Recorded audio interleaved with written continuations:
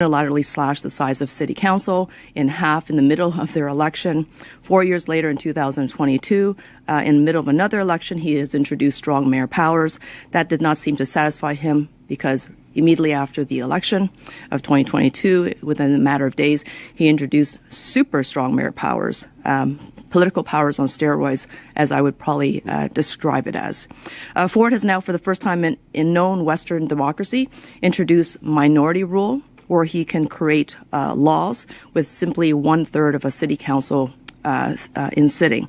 Ford has as noted, invoked the notwithstanding clause on several occasions, redrawn electoral boundaries, have stripped away worker and union rights. And given this pattern of behavior, this horrible pattern of behavior, all of us should be concerned.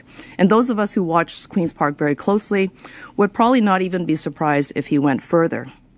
What he'll do next is to be determined, but rest assured there'll be something that he's up to. It could be dissolving the city of Toronto. It could be amalgamating further cities, all without consultation or notice. He could take over local school boards. Nothing stops him from doing any of this. Now, the important thing for us to recognize is that there are a number of measures that can be taken, and that's why the Charter of Democratic Rights is important. And I want to be able to highlight that only last Friday, I had to stand as the critic of the Attorney General to condemn the Ford government once again as he planned to take control over the entire process of the appointment of the next Chief Justice of the Ontario Court of Justice. And I think that Ontarians should be alarmed because this is a very disturbing and horrific pattern of behavior. It comes with wide sweeping abuses of power. And once again, Doug Ford has shown us that he will interfere with the democratic process. It's very brazen behavior. It is not the Canadian way. And I would say that Ontarians largely value a judicial process and a judicial system that is impartial, that is unbiased. We all need to have assurances that our judicial system is going to be fair and transparent. And then the process of appointing the Ontario Chief Justice has traditionally been overseen by the outgoing Chief Justice. And noted in an article in the Toronto Star when they broke the exclusive is that the legal community is alarmed, whether it's retired judges who are able to speak up or legal experts across the country have now started to ring the alarm bells that what they have set forth in terms of a new selection process for the Ontario Chief Justice is inappropriate and, I quote, authoritarian. The Ontario NDP has been consistently sounding the alarm on Ford government's inappropriate influence over the judicial process system. And we have done this in 2019 when the Attorney General first admitted that he wanted to pick judges that reflect his personal values. Now, in 2021, in February, he began that process of unwinding the court system and the judicial selection system process by undercutting the authority of the Judicial Appointment Advisory Committee. And we, as the official opposition, had already warned that that was a slippery slope towards undermining confidence in the judicial appointment process. So we see that this pattern of behavior is not new. We see that we need to be able to introduce some new measures, some new instruments to protect our democratic rights. It's absolutely critical that we do this in a way that involves community consultation, that is broad, that is informed by the legal community, and there has to be what I would describe as consequences. Right now, there are no consequences for Doug Ford or this government. And we've seen that time and time again, is that the only place where he is stopped, where he has been stopped, is either through people power or through the judicial system. But as he tinkers and meddles with the appointment of the judicial system, we will probably see that will also be undermined and the integrity of that system could be eroded. So everything we do has to be ensuring that our process and our system is clear, that it is fair, that it is predictable and accountable. And on top of that, there could be some very lasting damage done to the judicial system as we know it. So we cannot let that stand uncontested. We must raise our voice to speak out against this.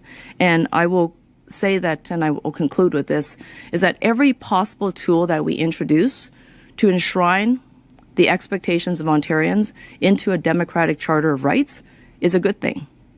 The more we have in terms of tools to ensure that our democracy is strong, that it is available to everyone, that it is expected to be available to those who seek it, and that it is predictable, is good. And which is why I'm here to support this motion by my colleague, Chris Glover. Thank you. Okay. Thank you so much, Kristen. And I just want to pick up on 2 points that Kristen introduced here. The first one is this appointment of the Chief Justice of the Ontario Court of Justice.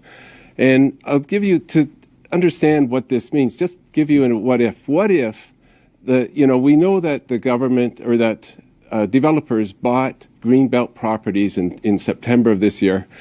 And in October, those properties were the Greenbelt protections were stripped away by legislation from the Conservative government.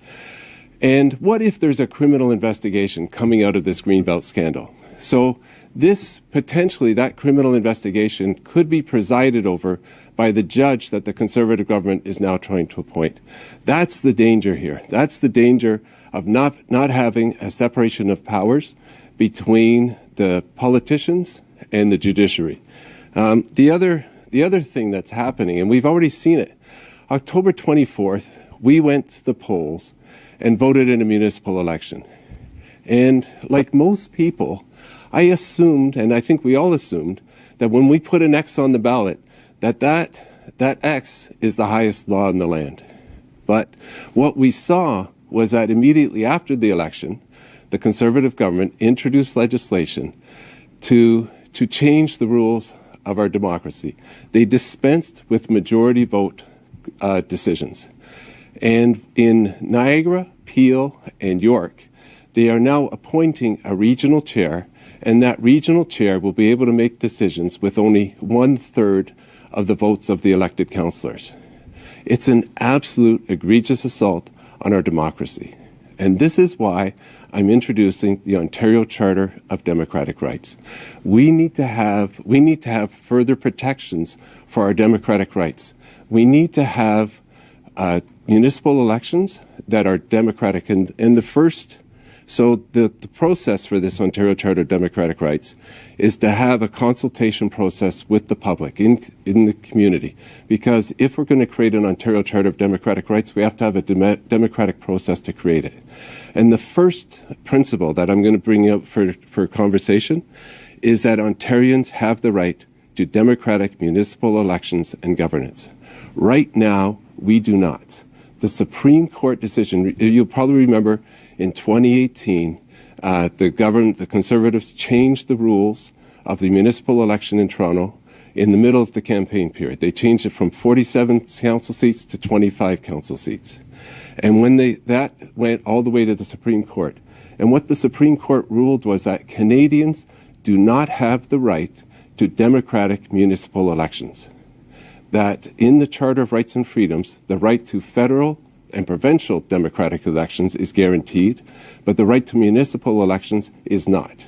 And because municipalities are created by the provinces, the province can do whatever they want. So we could have, for example, we could elect the mayor, in a municipal election. The day after the election, the premier can say, I don't like the mayor that you elected, we're going to appoint somebody else in his place. So this is why we need some further guarantees that we do have a right to democratic municipal elections and to municipal government that's democratic, so that it's a majority vote in our city council. It's not a minority vote. The other thing that is in this is that the legislature will not use the notwithstanding clause to suspend the charter rights and freedoms of the people of Ontario. The notwithstanding clause is a bit of a euphemism. In the legislation, the Conservatives brought forward 3 pieces of legislation that use the notwithstanding clause. And most people don't understand what that means, but it means that it strips away our protections under Sections 2 and 7 of the Charter of Rights and Freedoms.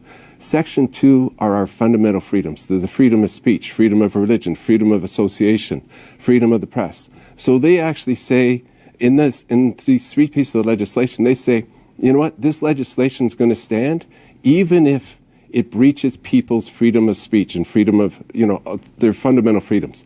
It also strips away their legal rights. And the legal rights include, the right to, the legal right to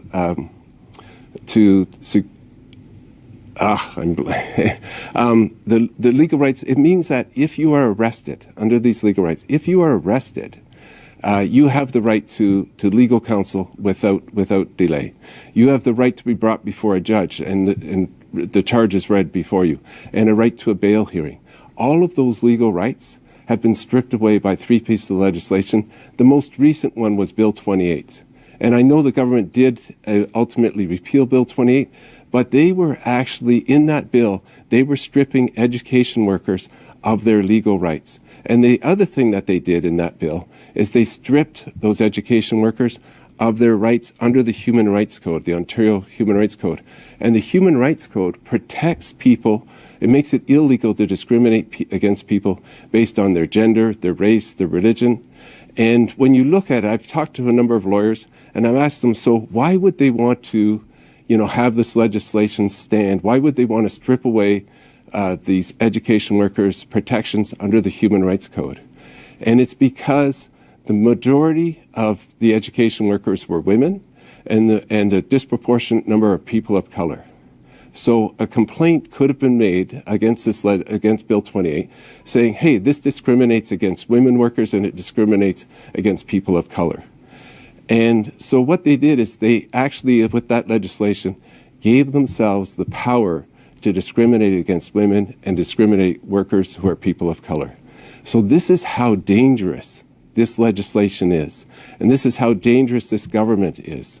And that's why I want to have an Ontario Charter of Democratic Rights. We need further protections for our right to democratic municipal elections and governance. We need to make sure that our charter rights, and our fundamental freedoms and our legal rights are guaranteed. And we need to make sure that no government in Ontario will ever pass legislation that strips people of their rights under the Ontario Human Rights Code. That's what this bill is about. Okay? That's good. And seeing no questions, we'll conclude. Oh, question? There could be questions on the line. Yeah. Okay. Are there any questions on the line? Okay. No questions on the line. Okay, that's it. Thank you.